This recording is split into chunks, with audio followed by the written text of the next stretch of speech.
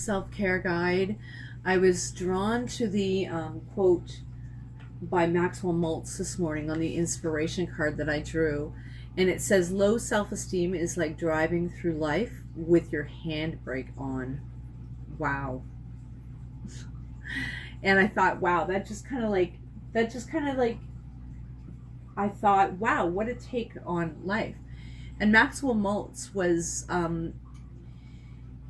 a cosmetic surgeon who lived over the turn of the century. So he lived in the 1800s and died in 1974. He was born in, I think, 18 something.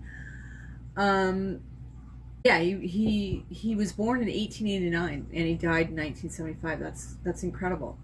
And he was kind of cutting edge. And so why he was into cosmetic surgery, and that's not just kind of what drew me to him, is that he's famous for his quotes. And he was all about how to take your perspective and live a happier life. And he's got world famous quotes. And the most famous book that he has is Psycho-Cybernetics. So that again is like even the 70s, like completely cutting edge, which is interesting. I wonder what his birth date was to know what kind of sign he is. That may be something I reached. But low self-esteem is like driving through life with your handbrake on. And it was like, wow, you know what?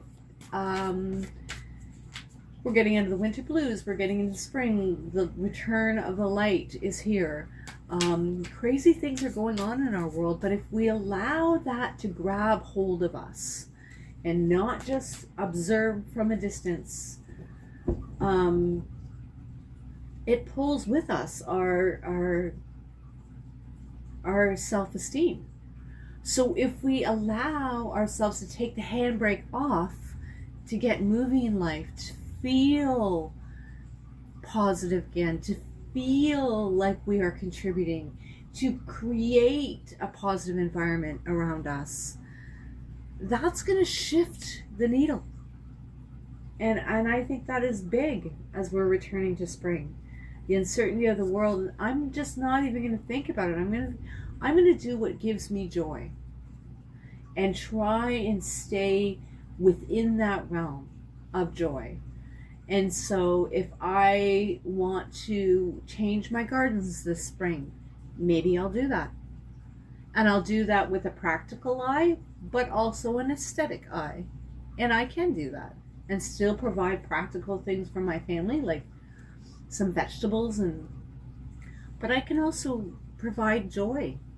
I can change my market gardening of flowers to something more aesthetically pleasing.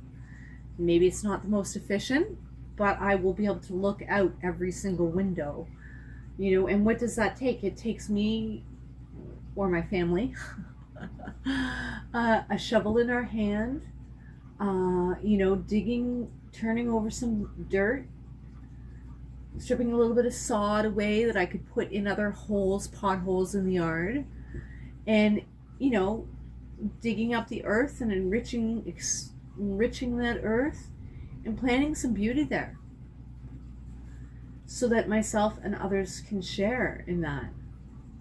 That's interesting. And then I pulled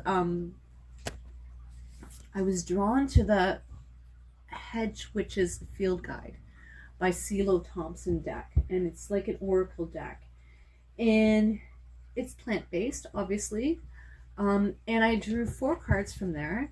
And it's interesting because I have 2 here and I have 2 on that side.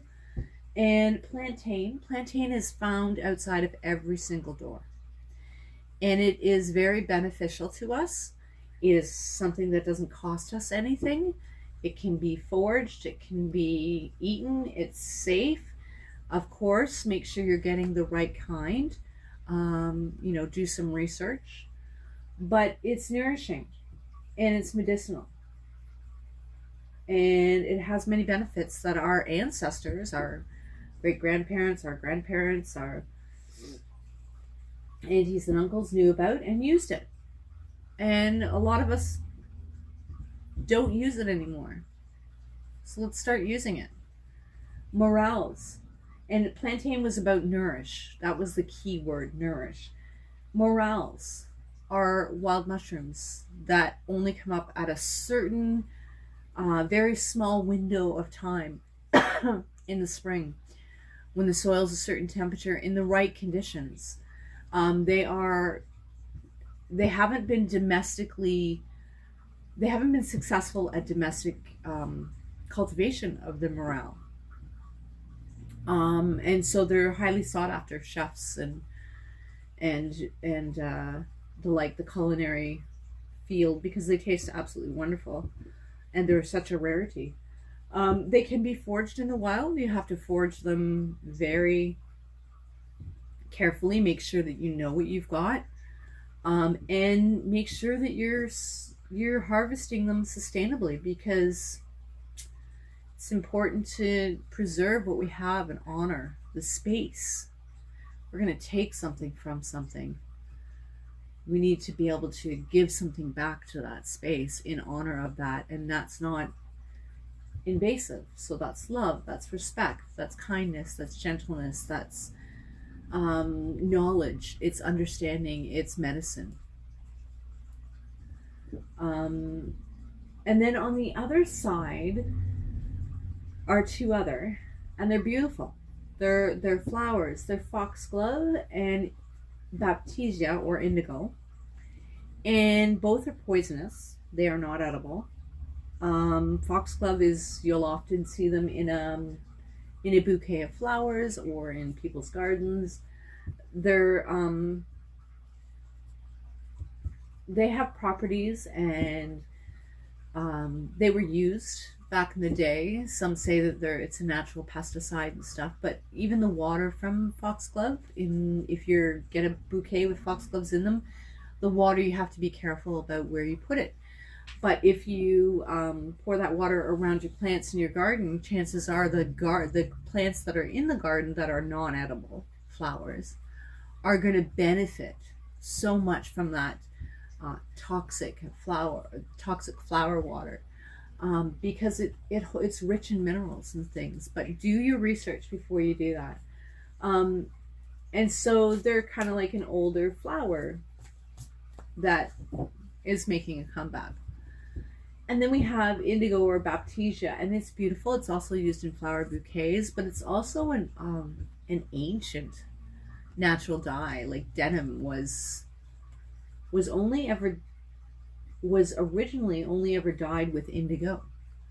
The color indigo has been around for a while, and this was a natural North American and Asian plant dye that was highly sought after, because it took a fair amount of it to dye cloth and linens and things like that. So, but again, it's not edible. Do your own research. Yeah, so that's where I thought we'd start today. I'm fascinated by the fact that low self-esteem. So these are flowers. I've been called to think about flowers, to bring me a bouquet in, and I can't wait for spring. I can't wait to get my hands in the dirt. I can't wait to start my vegetable garden. It's just that rhythm, that nature, that soothing effect of going out and pecking a ripe tomato or pulling onions from the garden, or making a salad or making the entire meal from the garden. Decorating and aesthetically pleasing the table and the environment with flowers, a bouquet of flowers. And so if you don't garden, you can do so on a balcony. And if you don't, you can support a local farmer from a market, or if you're having trouble sourcing local seeds, go to a seed swap, or just research about some of this. Maybe you want to get into dyeing yarn, or tablecloths or linen or something like that, textiles. Yeah, and I'm pulling open the 10 of Cups. What fell out? The Star. healing. So that's where we're going to start this reading. I've probably yattered on for a long time, but I was kind of wrestling with what I wanted to bring to the table today. What did Spirit want to say to me?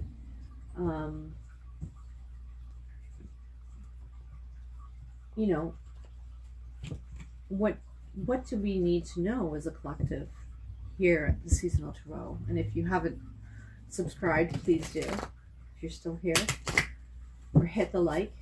It's a little bit of a different take on a read. So let's see. 3 cards, please, Spirit. What else can we know about this today? What can my viewer know to connect better in with this theme today that came out? Low self-esteem is like driving through life with your handbrake on. By Maxwell Maltz. He was the inventor of great quotes, ahead of his time. The medicine of the cosmetic surgery at the time may have been fitting his cutting edge. That's how he got in. But that's kind of like, like Leonard Cohen says, the crack is how the light gets in. That's interesting. So if you look at Maxwell Maltz, and I haven't done a lot of research on him, I'm scant amount, but the fact that he was into cybernetics before the 70s is insane.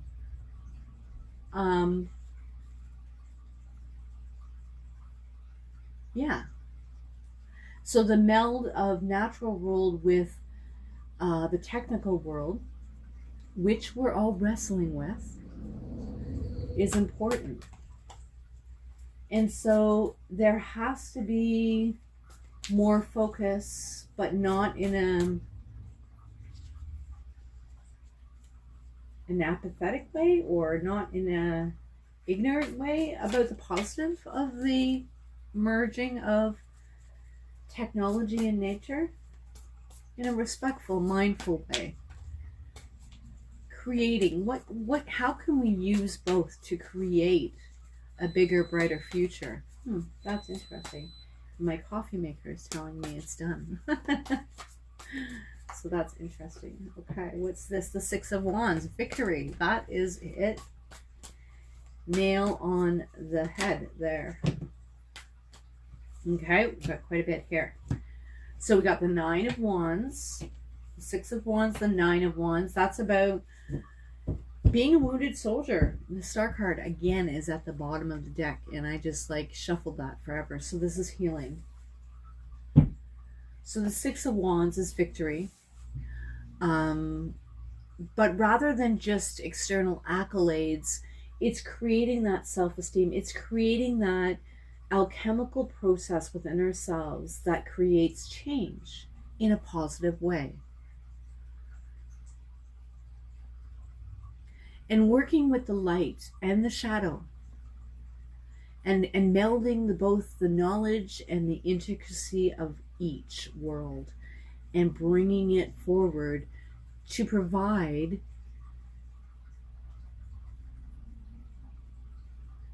to share with others.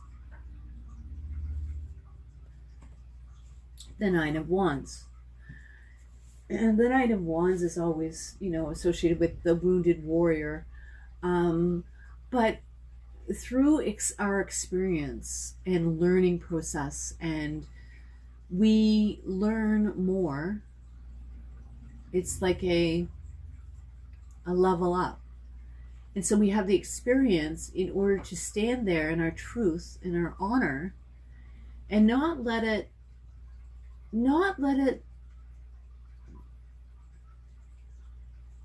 what is the word I'm looking for? Not let us negatively affect us, but allow it to sit and be okay with it, but know that we also have the process and the tools within us to change that outlook, not to paint it in something that it's not, but to understand with growth comes mistakes as a humanity. And so it's kind of like we expect them, but what can we learn from them? How can we do better next time? How can we change things? And that process begins with us. You, your environment, your relationships, your connection with nature, your connection with technology. How does technology hold you back in your life, and where does it benefit you? You know, that whole Android thing, by turning off the phones and stop doom scrolling for 8 hours a day, wait till this video's over, is a thing. And it's an interesting concept, right? You only have to watch one or two of those videos to really grasp the drastic change that people are acknowledging in their life when they turn off the Wi-Fi at night, or they only allow themselves to go online for certain tasks that benefit them, right? And, you know, maybe you can program in some of that social aspect of it, but be mindful of it, right? Being honest with ourselves about how things in life hinders us and how it doesn't. Ooh, the Nine of Swords, but don't let it trap you in your mind. You know, don't sink down into that low self-esteem realm that's that just kind of like vortex sucks you back in and gets you depressed and stuff. Shake yourself off. Get some movement happening. Do some yoga, you know, start draining those lymph nodes in your body. Like when I grew up in public school, we would have this window of 15 minutes or 10 or 15 minutes where we would sing the national anthem, we would do the Lord's Prayer. I'm not, you know, just some meditative thing would be great.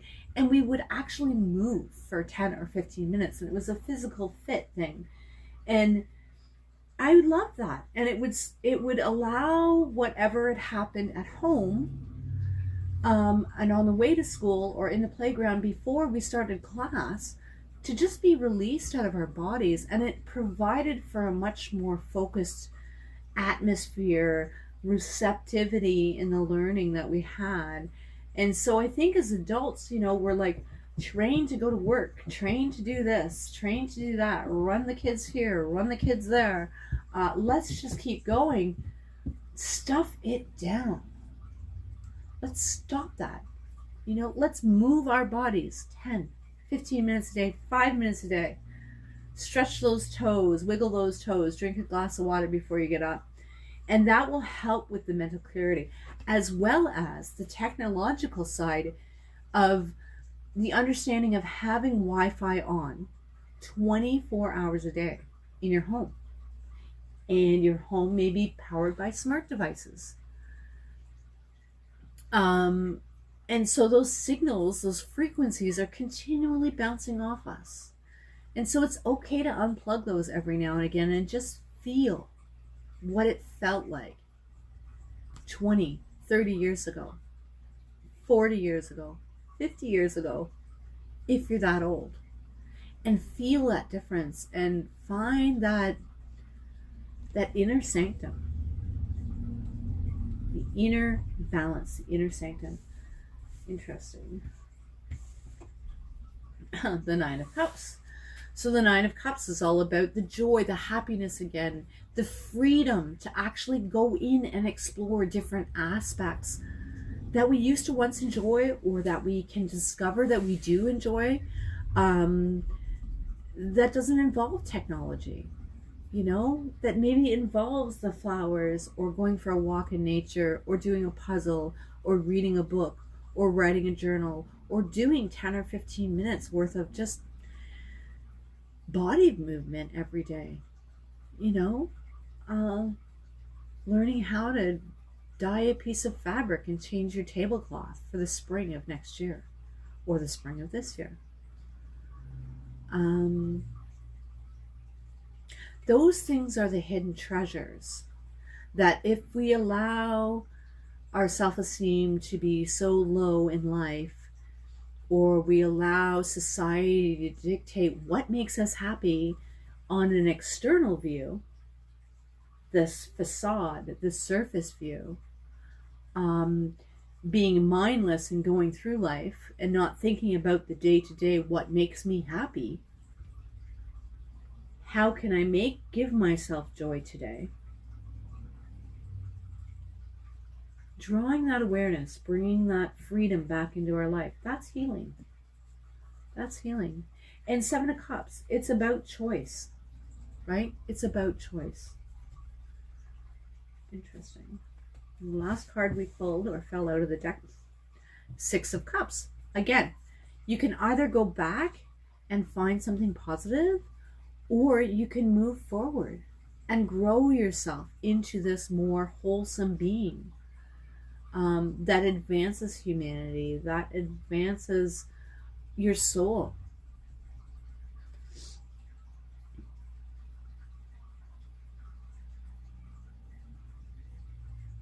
That brings you joy, that brings out the love of life.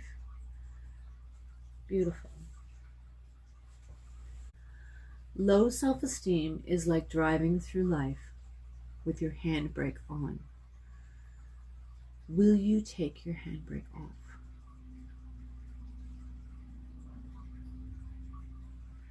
Maxwell Maltz. Psycho-Cybernetics, 1897 to 1974. Cosmetic surgeon. And famous quotes. I believe he was more into the psychology of life than anything else. Maybe it was to get rich, but maybe it was planting a seed for future generations. All right, collective, I love you so much. Thanks for being here. If you're still here, warrior. Okay, sending you so much love. Until next time, take care. Thank you. Bye-bye.